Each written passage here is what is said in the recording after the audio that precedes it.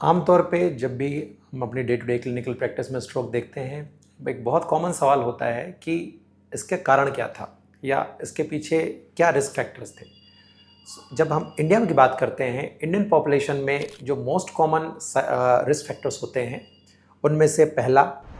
अनडायग्नोस या diagnose BP, जो कि प्रॉपरली कंट्रोल नहीं है। दूसरा अगेन अनडायग्नोस या डायग्नोस शुगर, जिसमें फ्लक्चुएशंस हो रहे हैं, जिसमें लोग शायद दवाई ले रहे हैं या प्रॉपरली खा नहीं रहे हैं। कोलेस्ट्रॉल, ये 3 कारण जो हैं, जो सबसे ज़्यादा कॉमनली हमारी इंडियन पॉपुलेशन में पाए जाते हैं। उसके अलावा कुछ अनकॉमन रीजंस भी हो सकते हैं, जो कि जैसे जैसे आज की डेट में स्ट्रेस एंजाइटी बढ़ रहा है, लोगों के दिनचर्या बदल रही है, धीरे धीरे वो भी कॉमन होते जा रहे हैं। जैसे कि ओएसए एक बहुत ही कॉमन कॉज है। ओएसए में जनरली जब पेशेंट का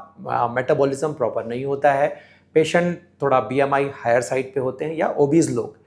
उनमें रात में सोते वक्त खर्राटे होना काफ़ी ज़्यादा, ये एक सूचक होता है कि हो सकता है पेशेंट में ओएसए हो और साथ ही साथ उसमें फ्लक्चुएशंस ऑफ बीपी हो।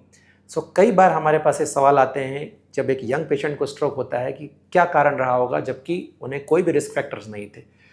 हमेशा ये दिमाग में रखना है कि अगर आपका अनकंट्रोल्ड वेट है या आप ओबीज हैं, आपको रात में खुर्राटे आने की प्रॉब्लम है, तो हो सकता है कि आप में ओएसए की प्रॉब्लम हो, जिसके कारण आपके बीपी में फ्लक्चुएशंस पाए जा रहे हों, जो कि एक बहुत ही सिग्निफिकेंट रिस्क फैक्टर पोज करता है स्ट्रोक के लिए। और कई बार ये टेंडेंसी होती है कि हम थोड़े बहुत बीपी जब ऊपर फ्लक्चुएशंस हो रहे हैं, उस पर ध्यान नहीं देते या किसी के बताने के अनुसार हम दवाई लेना बंद कर देते हैं या एसओएस बेसिस पे दवाई लेते हैं। ये एक बहुत डेट्रीमेंटल चीज़ होती है, जो कि स्ट्रोक कराने की संभावना को कई गुना तक बढ़ा देती है। इसलिए हमेशा ये याद रखना है कि ये जो रिस्क फैक्टर्स हैं, इसमें एक तो सावधानी रखनी है, दूसरा एसओएस बेसिस पे जो दवाइयाँ होती हैं, ये लेने की टेंडेंसी ना रखें अनटिल अनलेस कि हमको ये पता है कि हमारा BP most of the time fluctuations में नहीं रह रहा है, most of the time controlled रह रहा है।